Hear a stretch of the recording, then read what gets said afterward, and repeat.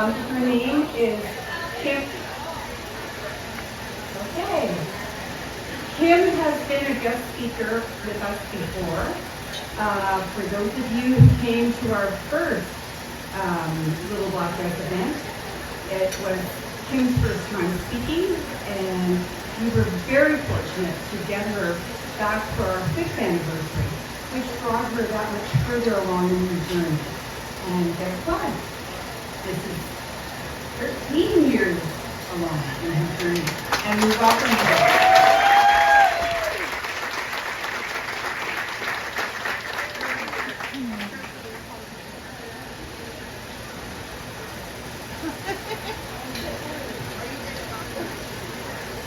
The first time I wrote back to speak, I did a speech. I was absolutely terrified. I was just coming out of the surgery and had cut my brain open. I was terrified that I had a seizure in front of everybody in front of the screen. My hair was practically falling out while I spoke. And I was afraid to tell everyone that I had cancer. That was in 2012. It was at a Relay for Life for the Canadian Cancer Society. As it turns out, it went okay. Someone there heard it and asked me if I'd like to speak at a new event called the Little Black Dress event, the very first one. I soon became very proud to announce that I was a cancer survivor. So, as she mentioned, if anyone here thinks I look familiar, it was because I also spoke at the 5th year of the Little Black Dress event, and I'm beyond honored that they've asked me to speak to you again for this 10th anniversary milestone.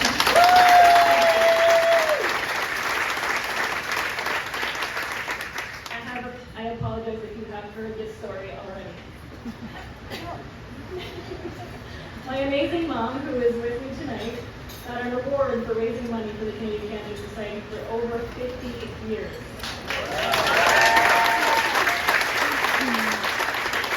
But I'm sure she never thought it would affect her youngest daughter. It seems that everyone is affected by cancer these days. And I had a really weird feeling it was going to happen to me. But when that day came a lot earlier than I expected, I was determined to let it be just one bad year in my life. One really tough year, but the rest of them were all going to be perfect. It started February 25th, 2011. I was out with my boyfriend, Matt, who was really back there. We had been to dinner and a movie, and then in the car afterwards, I felt a really weird, strong twitch on the right side of my face. And then all I remember is waking up. Our car was pulled over on the side of the highway. There were firefighters and paramedics at my door, and I heard Matt say, "Kim just had a seizure." A seizure? As far as I knew, I was a perfectly healthy 28-year-old girl. The rest of that night is a total blur. An ambulance brought me to the trauma center at the Civic Hospital.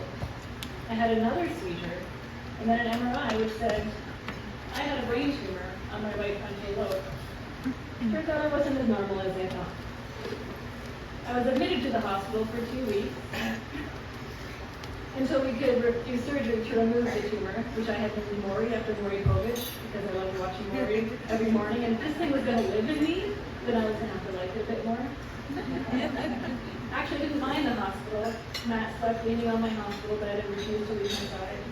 My family and friends were there with me every day. We had family dinners in the cafeteria. We made friends with the nurses and the staff.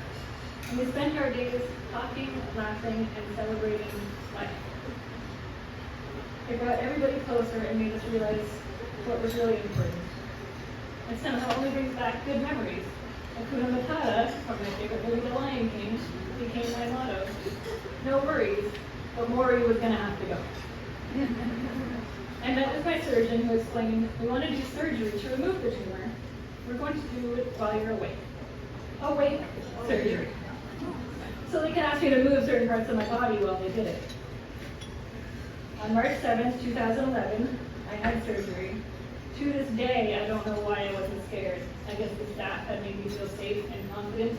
Let's get Maury out, was all I could think. During surgery, I could feel the vibrations of them drilling into my head, but I was given Valium, so I didn't care.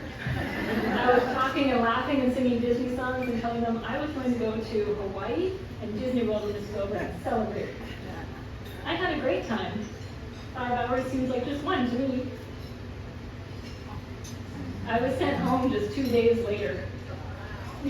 That's because my mom had them keep me for an extra day too. I later learned what I had was a grade 3 brain tumor.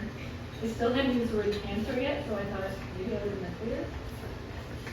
Unfortunately, what followed was an infection, and then a meeting with the radiologist who prescribed 30 rounds of radiation. Okay, I could handle that, just as long as I didn't have to do chemotherapy, because I knew that would make me lose my long, precious hair. Chemotherapy would mean I had cancer, not just a brain tumor. They sent me to an oncologist anyway. It was that day that really brought me down. The oncologist sat down, held my hand, and said the words, "As far as I see it, you have abnormal cells growing in your brain." That means, and I heard him say it as my world went blurry and white, "You have cancer." This time I couldn't stop the tears. I had been strong up until that moment. I told Matt he could leave. He hadn't signed up for this. He cried and told me to never say that again. And instead, during cancer treatment, he took me on trips to amusement parks or convertible drives every weekend. It distracted me from the weird side effects, the tiredness, the hair falling onto my pillow that he was secretly cleaning up. We did visit Disney World while I was doing the treatment, because all I could think of during my brain surgery was how happy and carefree it was there. The world was suddenly much more exciting, and I was aware of every little smell, feeling, and moment. Something I think maybe only cancer patients can appreciate. On January 6, 2012, I took my last dose of chemo. I asked those pills to eat that cancer, and I had an MRI that showed nothing was going back. I was given the words, "You are normal." Now, not totally normal, my precious hair will never be the same. There's a big spot where my surgery was that they blasted with so much radiation, it'll never grow back. The whole right side of my head is permanently bald.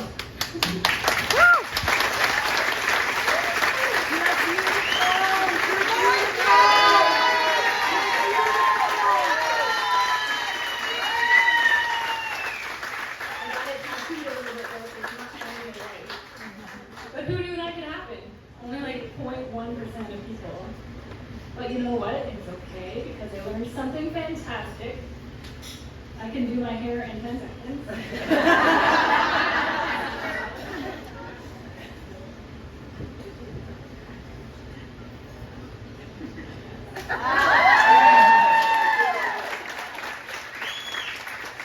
Now I can finally be a blonde or a red hair or a brunette, even have pink hair.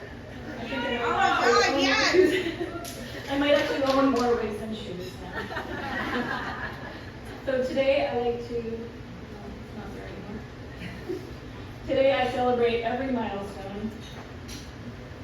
Every year I have a dinner on my re-birthday surgery date with my family, my friends, and my now husband, Matt, because yes.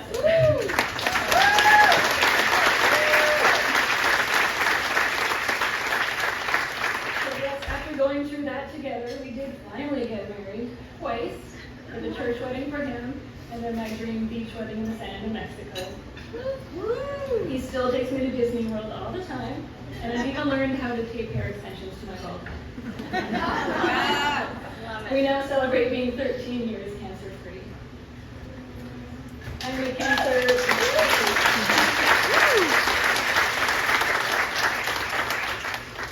a cancer survivor now. It changed my life, but in a surprisingly good way. I know when you have a loved one affected by cancer, you wonder why them or why me. But I think there was a reason for what happened to me anyway. And I think some survivors might agree. It gave me a chance to step back and appreciate everything a little bit more. Life moves too fast. I learned staying positive can affect everything, and every little moment should be cherished. And the smell of the fall air on Halloween started to make me cry. The family together at Christmas, the feel of the wind in your hair on the swing or a Ferris wheel, or the sun on your face in the summer. even a night out tonight with your favorite girlfriend, remember these. Being a cancer survivor has given me the opportunity to share this. Sometimes I think maybe that's why I'm still here. In the last 10 years since the first Little Black Dress event, I have said yes to anything the Canadian Cancer Society or the hospital has asked from me. I have ended up in ads, on a bus, and have now given about 30 speeches to help raise money and awareness. I know it may not seem like it because I get nervous every time and I still need my papers, but I can't express how good it feels to share my story, try to provide hope for others, and to help raise money for the research we all need.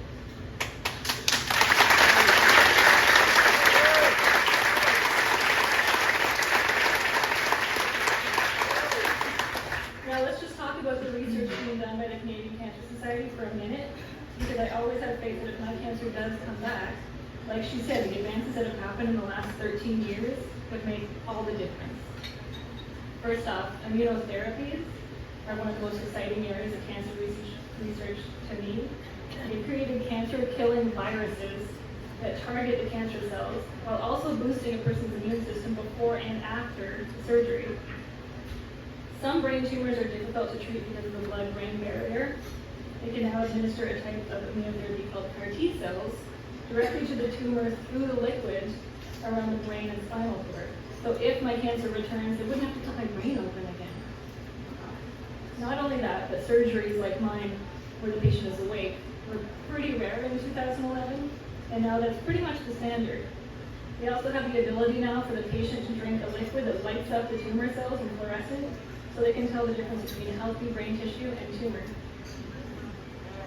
Yeah, since my days of 30 rounds of radiation, where the research has found that some patients can receive their treatment in 3 weeks instead of 5, making it more convenient for them and less costly for the healthcare system and way less driving to the hospital. They are now using hormone therapy to help prevent cancers from coming back and extending the lives of patients with breast cancer or prostate cancer. They block the hormones that are driving them. And finally, another clinical trial found that adding a certain chemo drug to a shortened course of radiation reduced the risk of in adults with glioblastomas, one of the most aggressive brain tumors that I'm sure you've all now heard about. Through being a cancer survivor, I've gotten the chance to meet so many people I wouldn't have in my life otherwise. One of my best friends now is Sophie in Ireland that read my story online and was going through the same thing. She even ended up half bald like me, which like I said is really rare. I finally met her for the first time in person at her wedding in Ireland, and we are now baldy sisters for life. Now we try to meet up every couple of years somewhere in the world, New York, Rome, and celebrate how far we've come. Another one is my friend Michelle, who lives in Detroit, that I met when she got her head shaved by the Backstreet Boys on a cruise that we were both on before her chemo. Her and I went to Disney World together after our treatments, along with my nurse from the hospital in that picture, to celebrate being cancer-free with light-up shoes and tutus and the magic of Disney. I also see her on almost every return trip to Disney. I've watched both of these women, and many more, get married, have 2 beautiful kids each, and prove to the world that there is a wonderful life after cancer. I'm up here again to hopefully show you that cancer doesn't always have to be such a scary thing, and to give some hope. I'm not here just to tell my story, but to those of you here who are fighters, the families, the friends, and the cancer survivors. I wanted to remind you to not only have a wonderful night tonight, but to celebrate all these little moments. Remember them. If anyone you know is going through the same thing, I hope you can remember there are happily ever afters. And I hope you celebrate with them every little thing and learn to dance in the rain. You're beautiful.